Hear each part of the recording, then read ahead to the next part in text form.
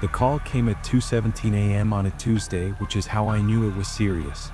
Nobody from NTSB calls at that hour unless they found something impossible. Dr. Sarah Chin? The voice was clipped, professional, but with an edge I'd learned to recognize after 15 years of aviation accident investigation. Fear poorly disguised as urgency. We need you on the next flight to Nassau. We've recovered Flight 242. I sat up in bed, instantly awake. That's not possible. 242's been missing for 8 days. We found her 90 minutes ago. Shallow reef, 23 miles northeast of Grand Bahama. Coast Guard spotted her during a routine patrol. Survivors? A pause that told me everything. Aircraft is intact. No visible damage. No survivors aboard. No bodies. I'll be on the 6 a.m. flight.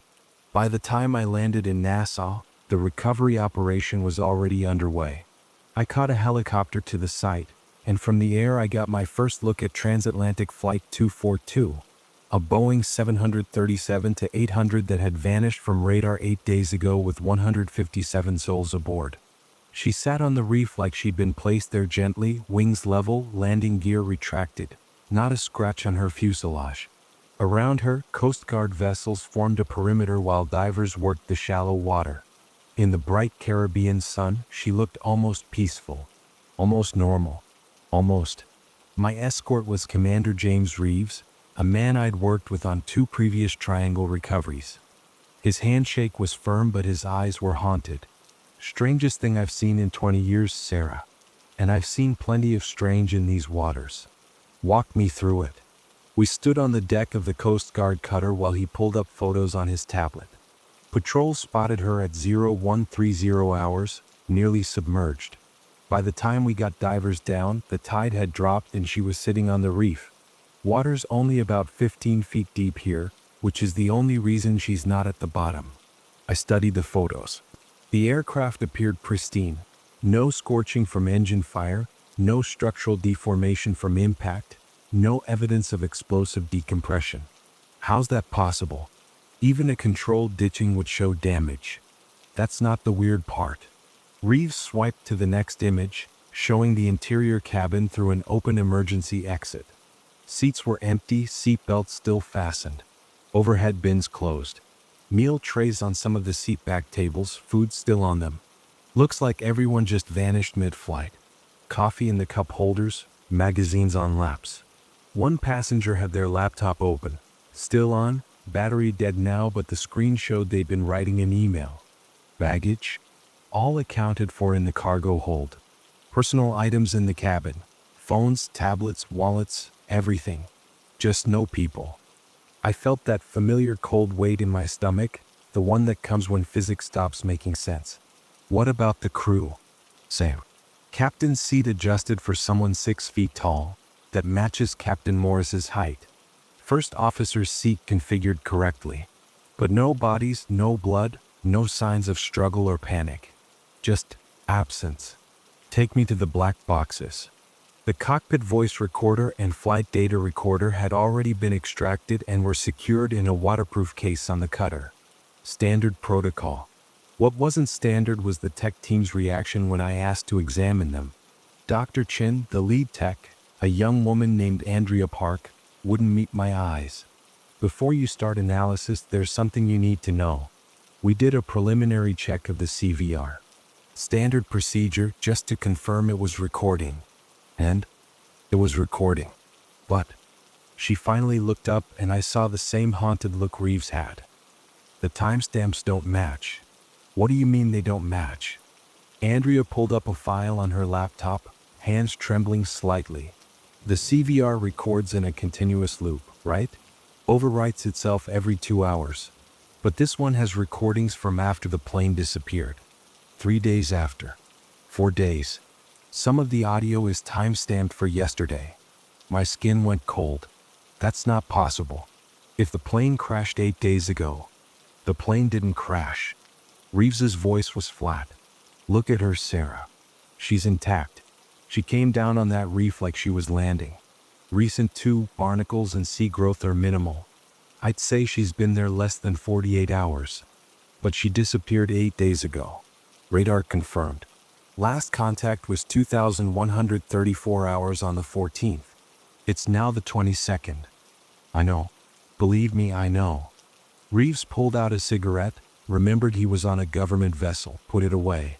We found something else. In the galley. Coffee pot was on, still warm when we boarded.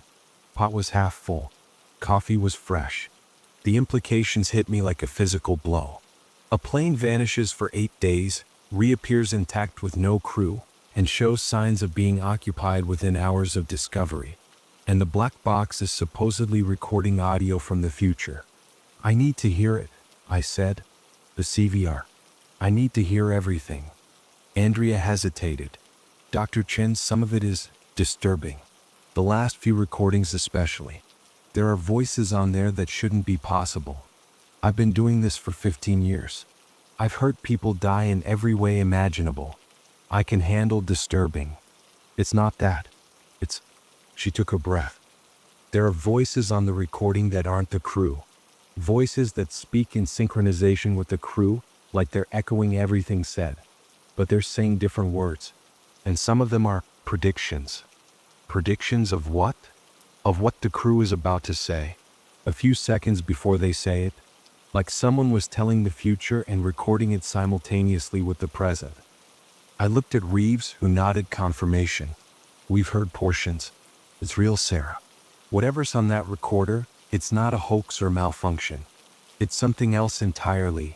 Then we analyze it properly. Full spectrum audio analysis, verification of timestamps, comparison with air traffic control recordings. We do this by the book. There's one more thing. Andrea's voice dropped to almost a whisper. The recorder is still active. It shouldn't be. It's designed to stop recording on impact or power loss. But it's still running. Still recording. Even now, sitting in this case with no power source, the recording light is on.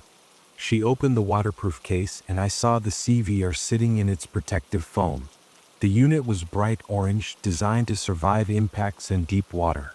And on its side, a small LED indicator light pulsed steadily. Recording. I'd never seen that before. The CVR needed aircraft power to function. Without it, the unit was supposed to be inert. When did you notice this? 20 minutes after we pulled it from the cockpit. Tech noted it was still warm, checked the indicator, and it was active. We've monitored it since extraction. It hasn't stopped. 6 hours of continuous recording with no power input. I knelt beside the case, studying the impossible device. As I watched, the LED pulsed in perfect rhythm. 1 flash per second. Like a heartbeat. Have you played back what it's recorded since extraction? Andrea's face went pale. We tried. The audio it's our voices. Everyone on this vessel. Conversations we had hours ago. Conversations we're having right now. And she swallowed hard. Conversations we haven't had yet. I heard myself talking about taking the black box to the lab in Miami. That hasn't happened. But according to the timestamp, it happens in 3 hours. That's impossible. Everything about this is impossible. The plane, the crew, the coffee pot. None of it makes sense. But it's happening anyway. I stared at the pulsing light, feeling the weight of something vast and wrong pressing down on reality. Somewhere in the Caribbean air, 157 people had stepped outside of time and never returned. And the only witness to their disappearance was a black box that could hear the future. We take it to the lab, I said finally. We analyze every second of audio. And we don't tell anyone about the temporal anomalies until we can prove or disprove them. Understood. Everyone nodded, but I could see the doubt in their eyes. They'd already heard the impossible. They already knew that proof wouldn't matter. Because Flight 242 hadn't crashed. It had gone somewhere else. Someone else. And something had sent it back. The flight to Miami was uncomfortable for reasons that had nothing to do with turbulence. I sat with the CVR case on my lap, watching that steady LED pulse, while Andrea briefed me on the preliminary findings. The rest of the team spread throughout the cabin, nobody sitting too close to the black box. As if distance would somehow protect them. We've isolated 17 distinct recording segments, Andrea said, her laptop balanced on a tray table. Normal procedure would show about 12 to 15 entries for a flight of this duration, with the loop overriding. But these segments are non-sequential. They jump forward and backward in time. Show me the timeline. She pulled up a chart showing the timestamps.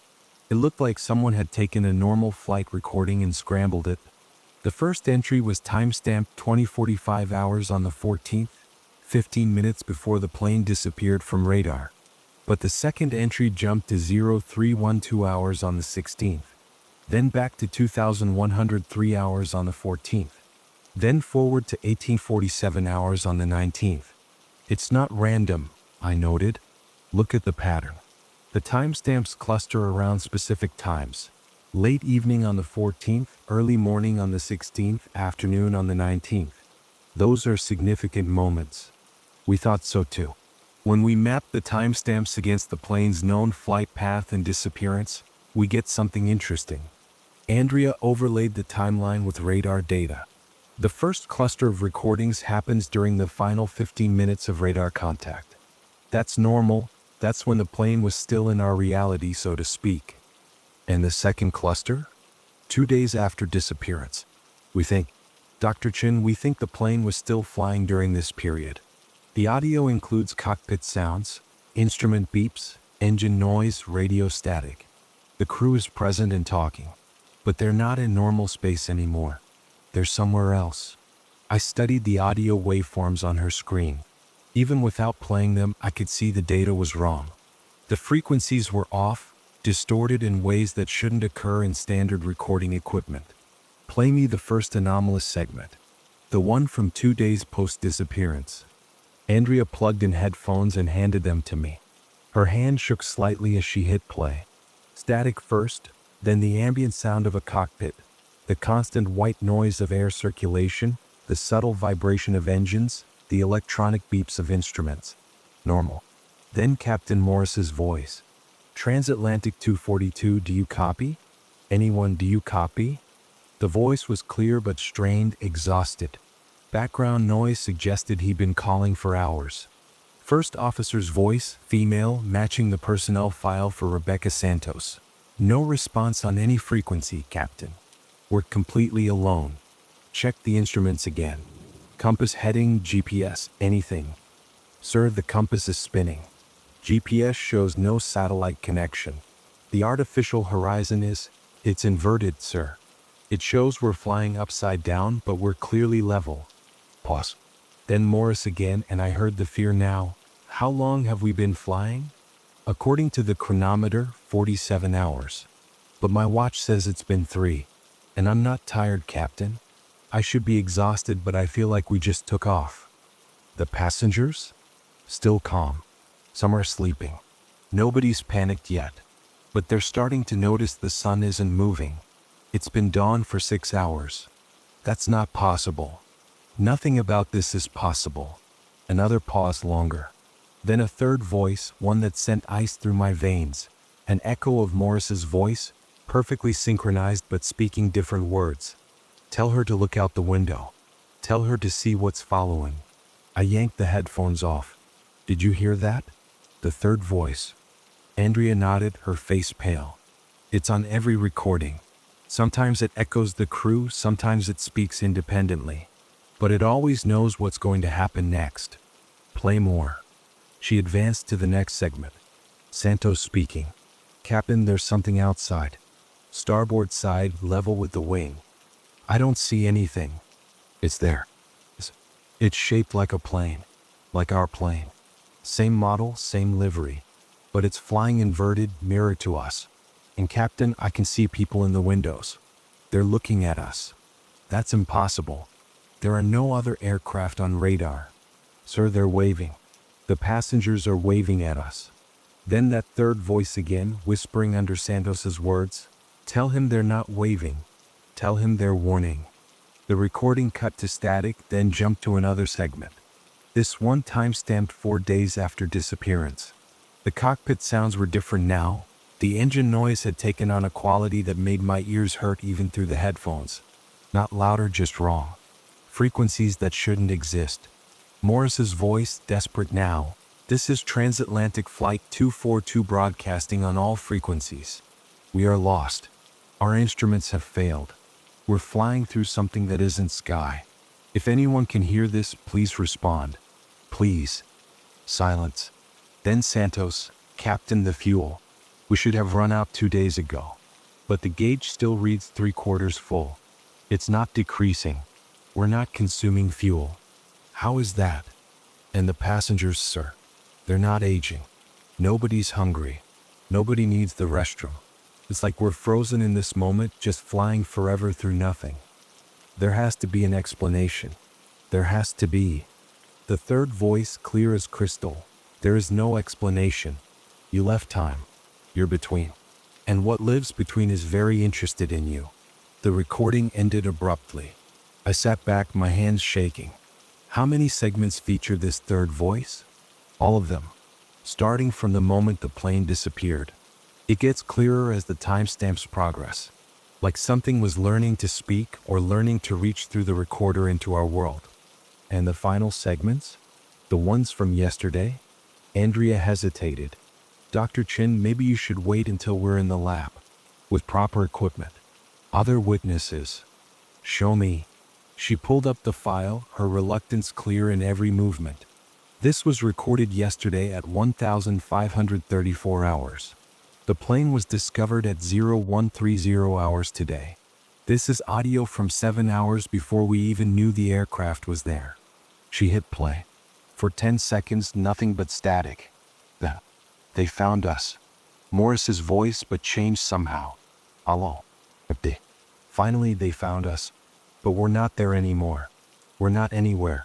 We've been flying for 8 days and 8 years and 8 seconds. Time doesn't work here. It's all happening at once.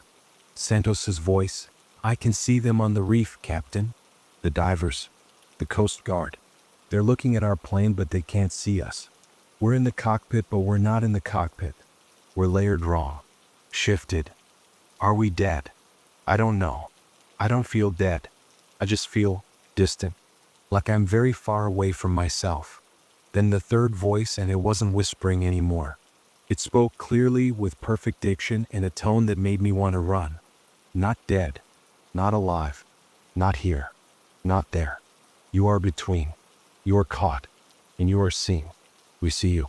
We've always seen you. And now that you've touched the between place, you can never fully leave. Parts of you will always be here. Flying. Falling. Calling out on frequencies nobody can hear. Who are you? Morris demanded. What do you want? Not who. Not what. Wrong questions. Ask when.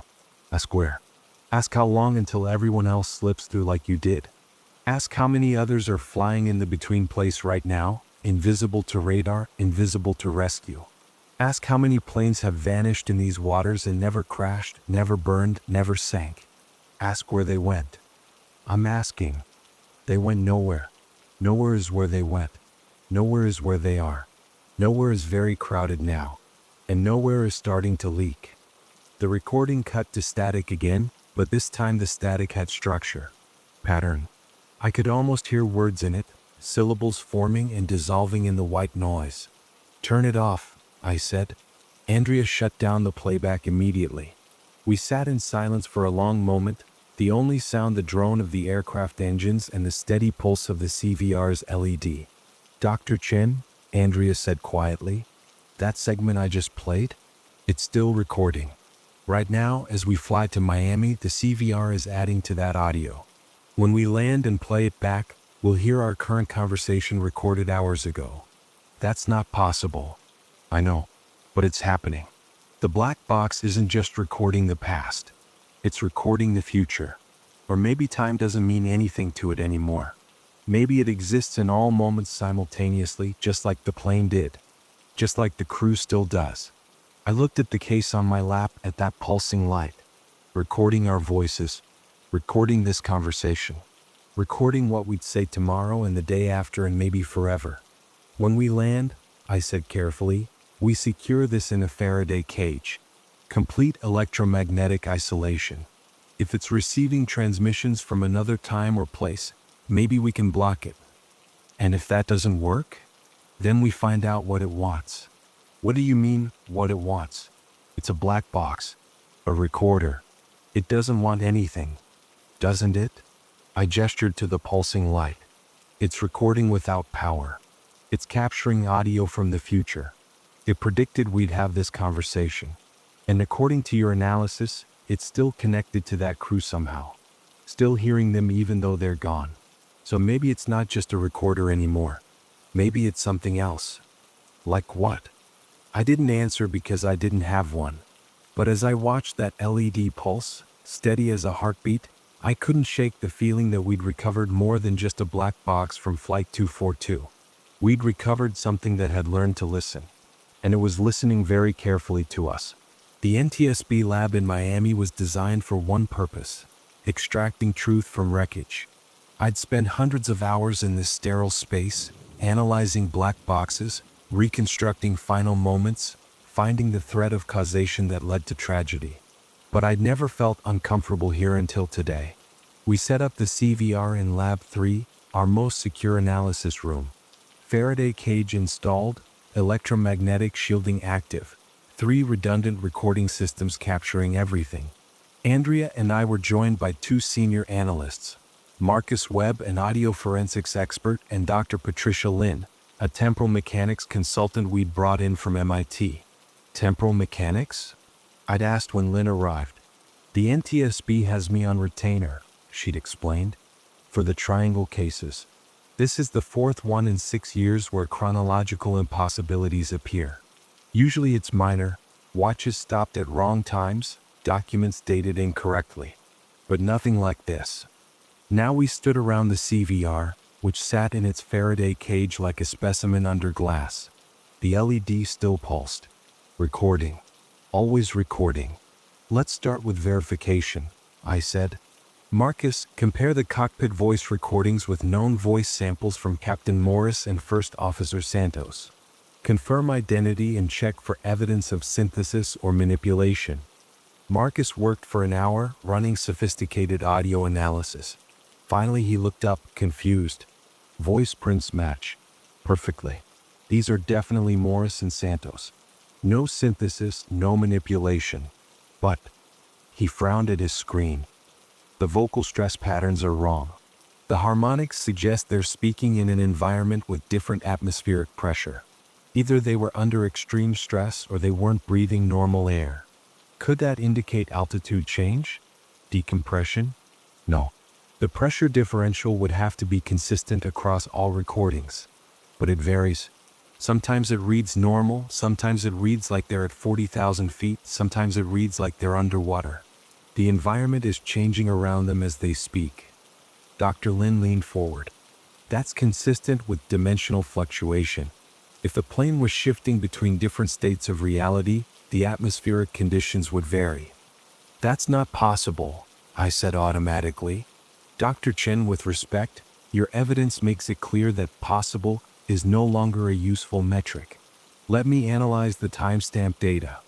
We pulled up the chronological map of recordings while Lin examined it with the focused intensity of someone looking for a specific pattern. There, she said, pointing to a cluster of timestamps. See how these entries are spaced exactly 72 hours apart? Then this cluster is spaced 144 hours apart. The intervals are doubling. The plane was bouncing through time in an expanding wave pattern. What does that mean? It means they were experiencing what I call temporal elasticity. Time was stretching for them. A minute that felt like an hour, then an hour that felt like a day. The plane was caught in a feedback loop, cycling through the same moments but experiencing them at different rates. But they reported flying continuously. They said they'd been in the air for days. From their perspective, they had been. But from an outside perspective, they were bouncing, appearing and disappearing, existing in multiple times simultaneously. Lin pulled up a graph. Here's my hypothesis. Flight 242 hit some kind of temporal anomaly, maybe a natural phenomenon in the triangle, maybe something else, and got caught in a loop. They were flying the same route over and over, but each iteration occurred at a different point in spacetime. Sometimes they'd be 1 day in the future, sometimes 3 days, sometimes a week. But they were always flying, always experiencing linear time from their perspective. Then why did they end up on that reef? Because the loop finally collapsed. After 8 days of cycling, the temporal elasticity reached a breaking point and snapped them back into a single fixed point in space and time. Unfortunately for them, that point happened to be underwater on a reef. But the crew is gone. If they were snapped back, where are they? Lynn's expression darkened. That's the problem. I think only the plane snapped back. The crew might still be in the loop, still cycling, still flying. But now they're doing it without their aircraft. They're ghost passengers on a ghost flight, repeating the same journey forever in a space between moments. The LED on the CVR pulsed. Once, twice, as if agreeing. Let's hear more of the recordings, I said. Focus on the segments where the third voice appears. I want to understand what it's saying. Marcus pulled up a file from 5 days post-disappearance. This one has extensive overlap. The third voice speaks almost continuously. He hit play. Morris and Santos were arguing about fuel consumption, their voices tense but controlled. Underneath their dialogue, like a second conversation happening in the same space, the third voice murmured. They don't understand yet. They think they're lost in space. They haven't realized they're lost in time. Every moment they experience has already happened and will happen again. They're a recording playing on loop. They're becoming part of the black box themselves. Permanent. Fixed. Eternal. Santos. Captain, I need to check on the passengers again. Some of them are starting to notice the impossible things. Morris, go. But don't tell them anything that will cause panic. We have to tell them something. They've been on this plane for 5 days. No food service beyond the initial meal. No bathroom breaks needed. No sleep. They're starting to realize they're not normal anymore. The third voice. Tell them they're dead. Tell them this is the afterlife. It would be kinder than the truth, because the dead eventually rest. But the lost in time never stop moving, never stop cycling, never stop flying toward destinations they'll never reach. The recording quality degraded suddenly, filled with interference that sounded almost like screaming. When it cleared, we heard a new voice, a passenger male panicked. This isn't real. None of this is real. I've been watching the same cloud formation for 3 hours. The same exact clouds in the same exact position. We're not moving. We're frozen. Morris, sir, please return to your seat. No, you don't understand. I've died before. In another timeline, in another version of this, I died. I remember dying. But I'm still here, still flying, still trapped in this moment. How many times have we flown this route? How many times have we had this exact conversation? The third voice, calm and patient, infinite times. You're experiencing what we experience, what we've always experienced. Welcome to the between. Welcome to the forever now. You'll understand eventually. After the first 1,000 loops. After the first 1,000,000. After you forget what it was like to move forward through time like normal people. After you forget what it was like to die only once. The recording cut to static. Jesus, Marcus whispered. Andrea was pale. There's more. The voice gets more active in the later recordings. More interactive. Like it's responding directly to the crew. Show me the latest one.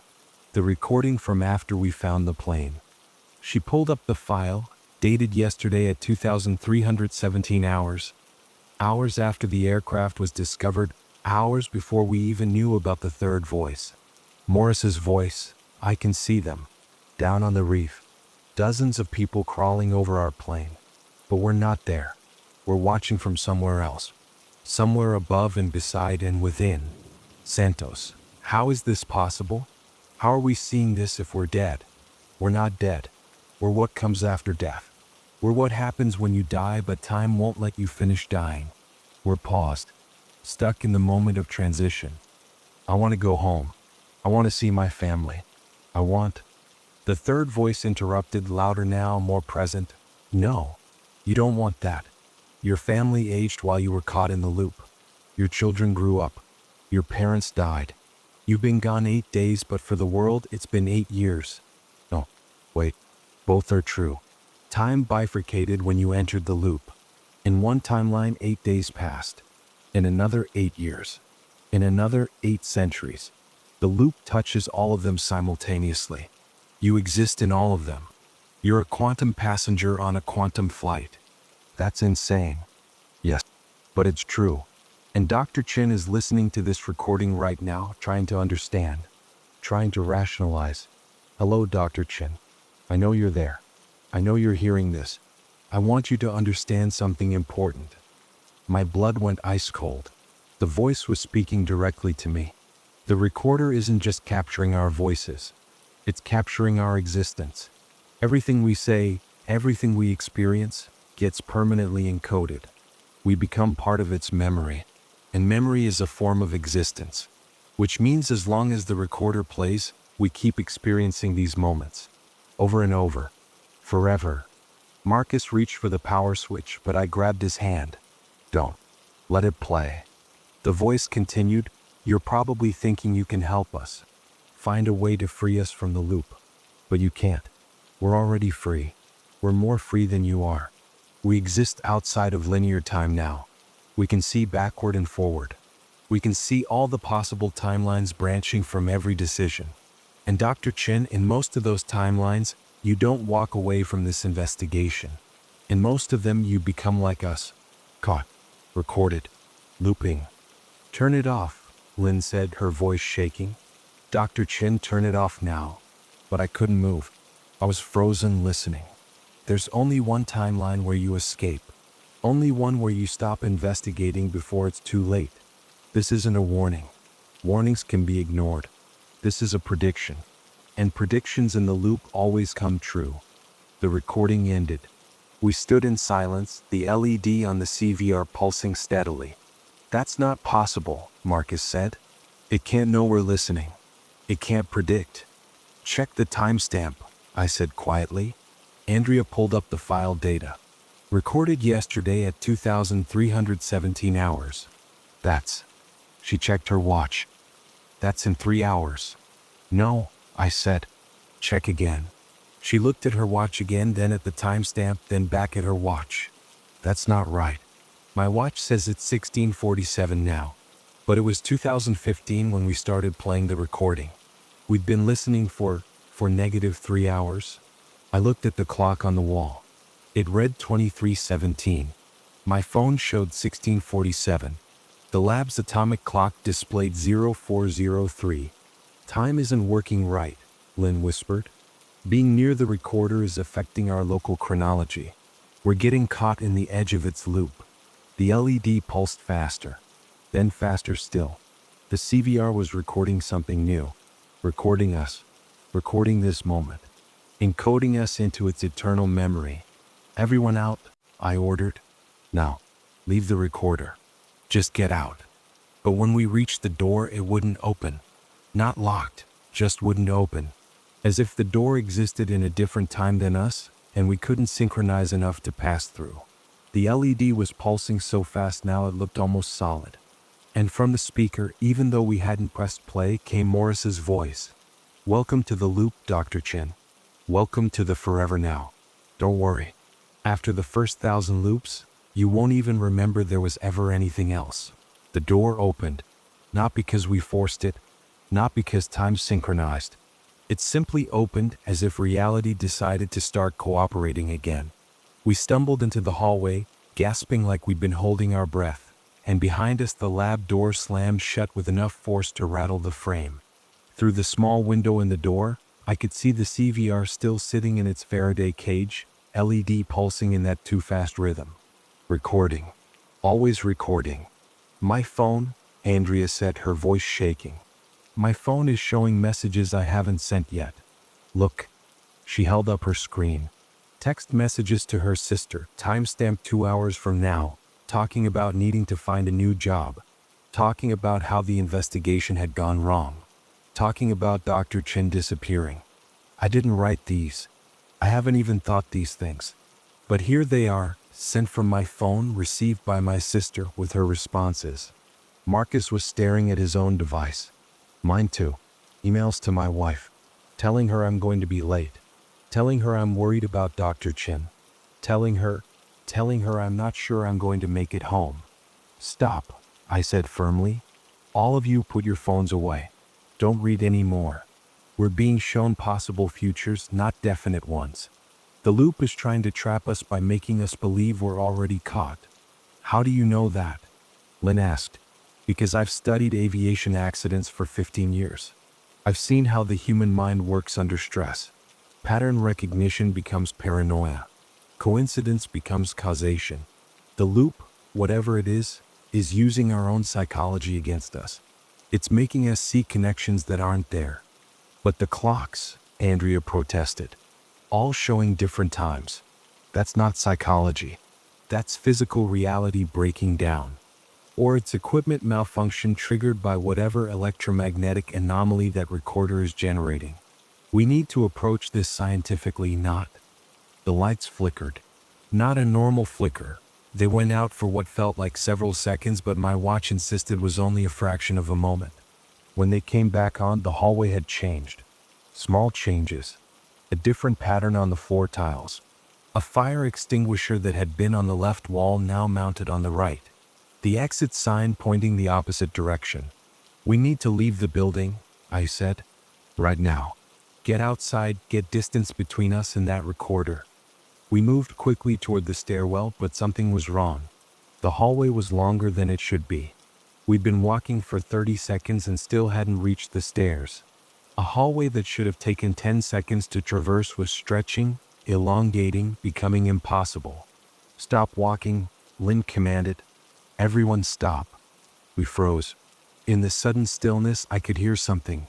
A faint sound, barely audible, coming from everywhere and nowhere. A voice. Multiple voices. Speaking in unison. You can't leave. You're already here. You've always been here. You're part of the recording now. That's Morris's voice, Marcus whispered. And Santos's. And the third voice. All speaking together. They're in the walls, Andrea said. The building is full of them. All the people who got too close to the loop. All the investigators and analysts and scientists who tried to understand. They're all still here, trapped in the same moment, experiencing it over and over. That's not true, I said, but my voice sounded weak even to myself, because I could hear them now. Dozens of voices, maybe hundreds, all whispering from behind the walls, beneath the floors, inside the lights. All of them variations of the same message. Welcome to the forever now. Welcome to the loop. Welcome home. My phone rang. I looked at the screen. Incoming call, Dr. Sarah Chin. I was calling myself. Don't answer it, Lynn said. Whatever you do, don't. I answered, raised it to my ear. Heard my own voice speaking from the other end. You need to destroy the recorder. Right now. Before it completes the connection. It's not just recording anymore. It's pulling. Pulling moments out of time and storing them. The crew of Flight 242 isn't dead. They're preserved. Archive. And the recorder is trying to archive you too. How do I destroy it? You can't. I tried. You will try. You're going to go back into that lab in 30 seconds, and you're going to attempt to smash it with a fire extinguisher. It won't work. The recorder exists in a protected state. It's simultaneously solid and intangible, here and not here. The only way to stop it is to let it finish what it started. What did it start? My voice on the phone laughed. A sound with no humor in it. It's building a bridge. A permanent connection between the moment Flight 242 disappeared and all future moments. Once the bridge is complete, the loop will expand. It won't just be the crew trapped anymore. It'll be everyone who ever listened to the recording. Everyone who ever tried to investigate. Everyone who ever wondered what happened to that plane.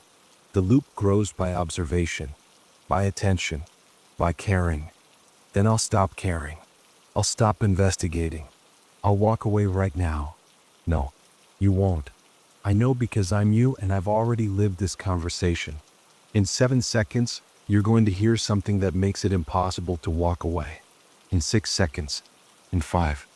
From inside the lab, a sound, breaking glass. Then alarms. Then a voice over the intercom, automated and calm. Containment breach. Electromagnetic shielding compromised. All personnel evacuate to minimum safe distance. That's not possible, Marcus said. The Faraday cage is designed to withstand. The lab door exploded outward. Not physically, there was no debris, no force of impact. It simply stopped existing as a solid barrier, becoming instead a doorway into somewhere else. Through the opening I could see the lab, but it was wrong. The walls curved at impossible angles, the ceiling was too high, and the floor reflected like water even though it was clearly solid. And in the center, the CVR floated in midair, no longer in its case, spinning slowly. The LED had stopped pulsing and now glowed continuously, bright enough to hurt to look at directly. Around it, shapes moved. Human shape, but not quite human. The crew of Flight 242, or what they'd become. Translucent, flickering, existing in multiple positions simultaneously. Morris stood at the recorder and also at the doorway and also behind me, all at the same time. Santos sat in a chair that wasn't there and walked through the wall and reached toward me with arms that extended like shadows. "The bridge is complete," Morris said, his voice coming from everywhere. "The loop is expanding. You're already inside it, Dr. Chin.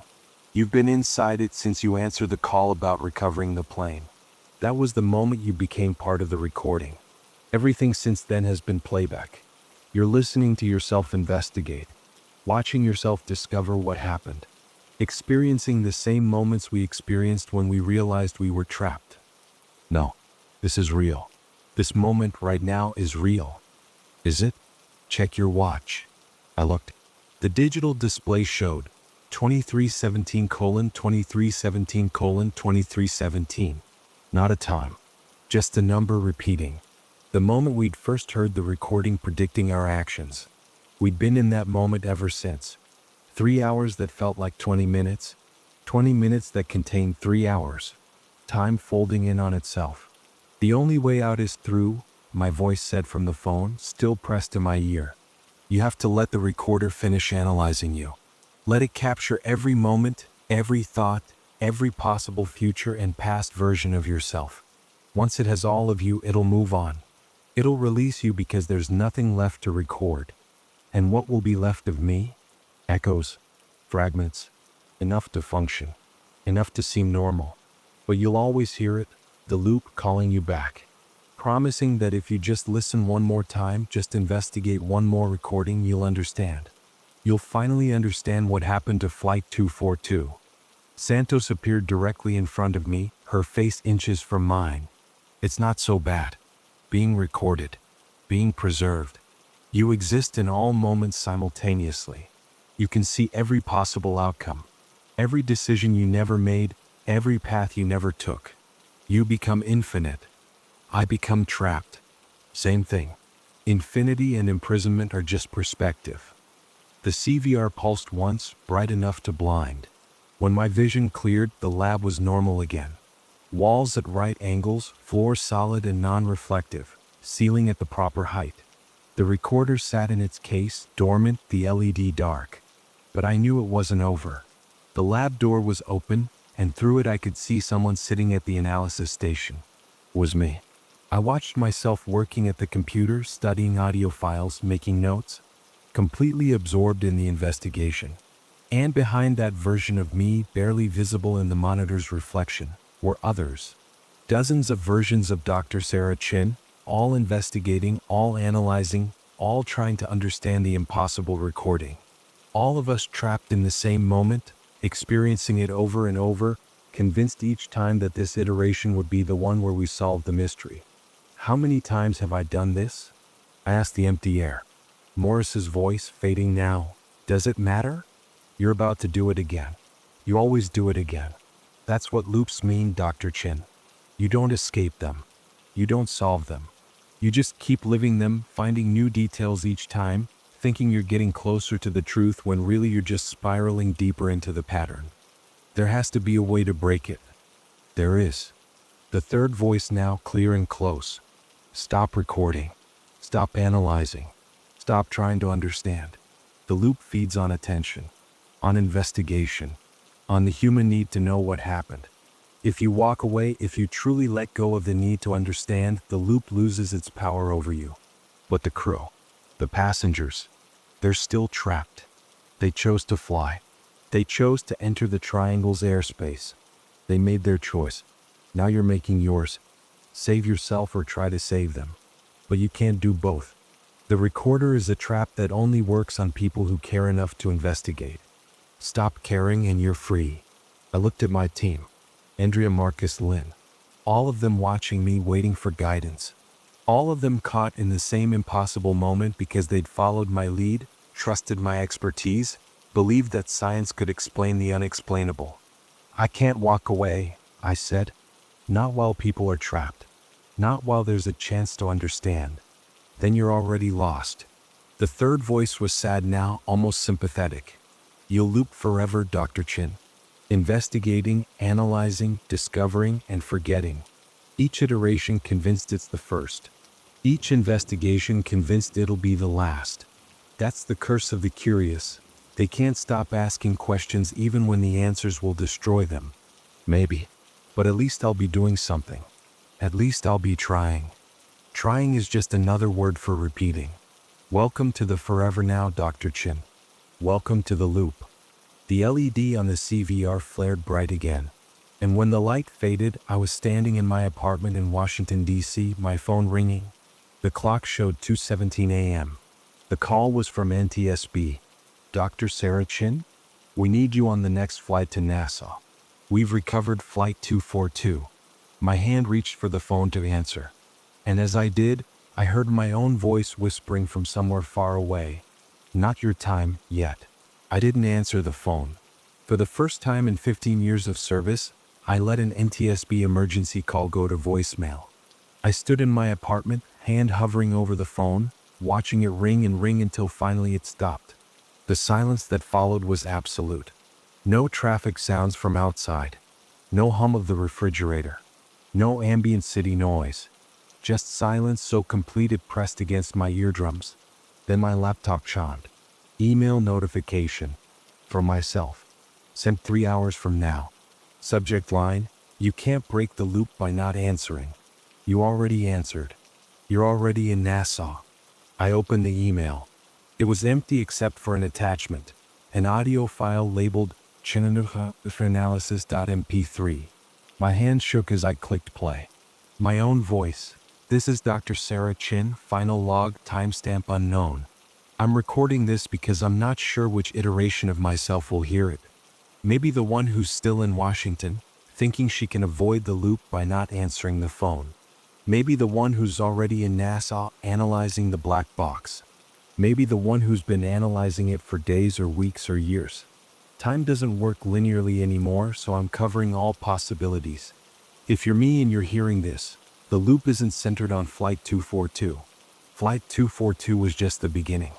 The recorder isn't just capturing audio, it's capturing reality. Every investigation, every analyst, every moment spent trying to understand what happened. The recorder is building something. A complete archive of every possible timeline, every possible outcome, stored in its electromagnetic memory.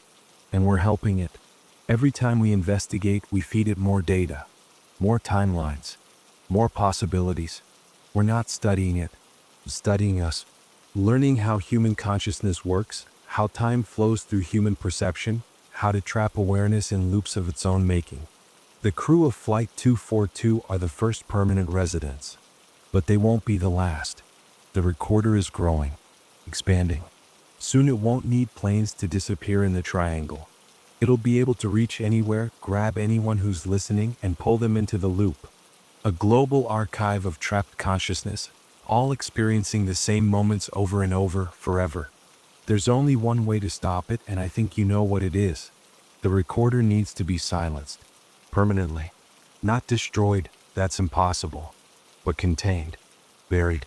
Hidden where no one will ever find it, where no one will ever try to analyze it, where it'll spend eternity recording nothing but silence. I'm going to try. I don't know if I'll succeed. I don't even know if this me is the one who'll do it, or if I'm just one of many iterations attempting the same thing. But I have to try. Because if the recorder isn't stopped, eventually everyone who ever listened to a black box recording, everyone who ever investigated an aviation incident, everyone who ever wondered what happened to Flight 242, they'll all be pulled in. The loop will expand until it contains everything. If you're hearing this and you haven't gone to Nassau yet, Don't resign. Walk away. Let someone else investigate. Save yourself. If you're hearing this and you're already in Nassau, I'm sorry. We're already caught. The best we can do is try to contain the damage. This is Dr. Sarah Chin signing off. Or signing on. Or signing repeatedly in an infinite loop. Time is funny that way. The recording ended. I sat in the dark of my apartment, processing what I'd just heard. Then I noticed something. The email hadn't just included one attachment. There were others. Dozens of them. All audio files, all labeled with my name and different timestamps, all sent from myself at various points in the future. I played another at random. Chin log day 17. Or is it day 117? The recorder has been active for, I don't remember, long enough that I've stopped counting. Andrea quit. Marcus had a breakdown and was hospitalized.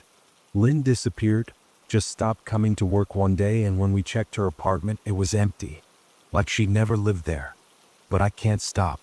Every time I try to walk away, I find myself back in the lab, analyzing the same audio segments, discovering the same patterns.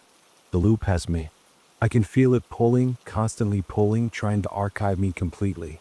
I'm fighting it by recording these logs, by creating new data that isn't part of the original pattern. Maybe if I generate enough noise, enough variation, the recorder will get confused. Maybe I can overload it. Or maybe I'm just making it stronger. Maybe every log I record just adds more data to its archive, more material to loop through. I don't know anymore. I don't know anything except that I can't stop investigating. The need to understand has become physical. When I try to leave the lab, I feel this pulling sensation like a rope around my chest, dragging me back. The recorder wants me, needs me, and I'm not strong enough to resist. I skipped ahead to another file, this one dated 6 months from now. Chin log, final entry. I think the recorder is in the building. Not in the lab anymore, in the building. Its influence has spread to every floor, every room, every corner. People avoid this place now. The cleaning staff quit. Security won't patrol past the 3rd floor. We're alone here, me and the recorder and the voices of everyone it's already caught. I can hear them all the time now. Flight 242's crew, obviously. But also other investigators. People who came before me. People who will come after me. All of us trapped in the same moment, analyzing the same recordings, making the same discoveries over and over. I've decided to end this. Tomorrow I'm going to seal the lab. Concrete, steel, electromagnetic shielding, everything I can do to bury the recorder so deep that no one will ever find it. And then I'm going to leave. Really leave. Move somewhere far from the ocean, somewhere the triangle can't reach. If this works, if I actually manage to contain it, then these logs are my legacy. A warning to future investigators. Some mysteries are meant to stay mysteries. Some black boxes should never be opened. Some crashes should never be investigated. Flight 242's passengers and crew are gone. They've been gone since the moment they entered the triangle's airspace. Nothing we do can bring them back. The recorder isn't preserving them, it's using them. Using their final moments as bait to trap others. And I fell for it. We all fell for it. Tomorrow it ends. One way or another. But there were more files after that one. Dated weeks later. Months later. Years later. Hundreds of logs, all from versions of me that couldn't let go, couldn't stop investigating, couldn't escape the loop no matter how hard they tried. My phone rang again. NTSB. Different number this time. I answered. Dr. Chin? This is Director Morrison. I need you to come to the office immediately. It's about Flight 242. I thought someone else was handling that investigation. They were. Dr. Anderson was lead. But there's been an incident. He's in intensive care. Catatonic. The doctors say it's like he's experiencing some kind of waking nightmare, stuck in a loop of the same moment repeated endlessly. Before he became unresponsive, he kept asking for you. Said you'd understand. Said you'd been there. My blood ran cold. I haven't been anywhere. I just received the initial call about the recovery tonight. That's odd, because Dr. Anderson's notes reference multiple consultations with you over the past 3 weeks. Detailed conversations about temporal anomalies and audio distortions. There are even recordings of phone calls between you two discussing the case. That's impossible. I haven't spoken to Anderson in months. I know, which is why I need you here. Now, something is very wrong with this investigation, Dr. Chin, and I think you're the only one who can help us understand what's happening. I looked at my laptop, at the hundreds of audio files sent from future versions of myself, at the warnings, the desperate attempts to escape, the gradual descent into the loop's embrace. I'll be there in 30 minutes, I said, because I couldn't stop. Just like every other version of me couldn't stop. The need to understand was too strong. The mystery too compelling. The loop too perfectly designed to trap people exactly like me. People who believed that every mystery had a solution, every crash had a cause, every black box held answers. I gathered my things and headed for the door. As I reached for the handle, I heard it, a faint sound from my laptop speakers. Static.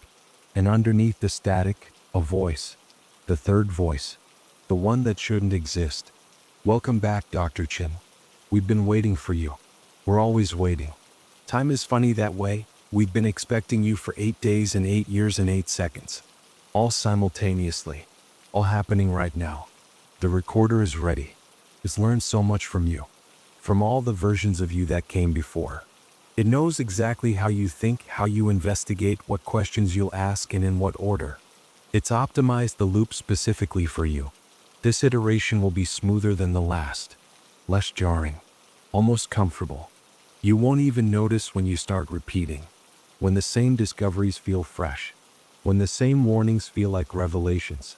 You'll think you're making progress right up until the moment you realize you've been standing in the same place forever. But that's okay. That's what the recorder does. It makes the trap feel like freedom.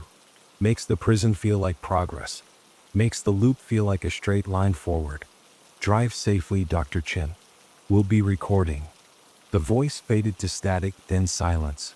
I stood at my door, hand on the handle, knowing I should turn around. Should stay home.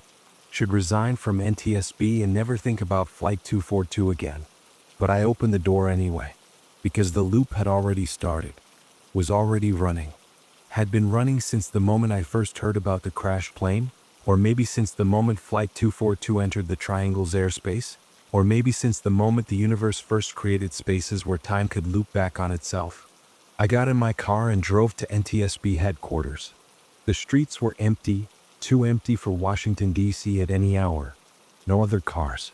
No pedestrians. Just me and the endless loop of streetlights, each one identical to the last. Halfway there, I checked my rearview mirror and saw another car following me. Same make, same model, same license plate, same driver. I was following myself, or myself was following me. In the loop, both were true. When I arrived at headquarters, the parking lot was full of cars. All of them mine. Hundreds of the same vehicle, parked in perfect rows, all empty. All waiting for iterations of Dr. Sarah Chin who were inside the building, analyzing the black box, falling deeper into the loop. I walked through the front door and found the elevator. Pressed the button for the 3rd floor. As the elevator rose, I heard audio playing over the speakers. Not music, but recordings. The black box audio. Flight 242's final moments, playing on repeat. Morris asking for help. Santos reporting impossible readings. The third voice welcoming them to the forever now. The elevator doors opened. The hallway stretched before me, longer than it should be, lit by flickering fluorescence that pulsed in the same rhythm as the black box's LED. And at the end of the hall, through an open doorway, I could see the lab. The recorder sat on the analysis table, LED glowing steadily. Around it, figures moved, versions of me, different iterations, all working on the same investigation, all convinced this time would be different. This time they'd solve it. As I walked toward the lab, one of the versions looked up. Our eyes met. She looked tired, defeated, but still working, still investigating, still trapped. She mouthed 3 words, "Not your time." And I understood. That version of me had been here for weeks or months or years. Time didn't matter anymore. She'd been analyzing the black box for so long she'd become part of it. Part of the recording. Part of the loop. and I was about to join her. I stepped into the lab. The door closed behind me. The LED pulsed once, bright and final. And from the recorder's speaker, I heard my own voice, clear and certain. This is Dr. Sarah Chin, beginning analysis of Flight 242's cockpit voice recorder. Timestamp 0247 hours. I don't know why, but I feel like I've done this before. The loop restarted. And somewhere in the space between moments, in the place where Flight 242 still flew and still crashed and still existed in all states simultaneously, the recorder added one more voice to its collection. One more iteration. One more loop. Forever. The end.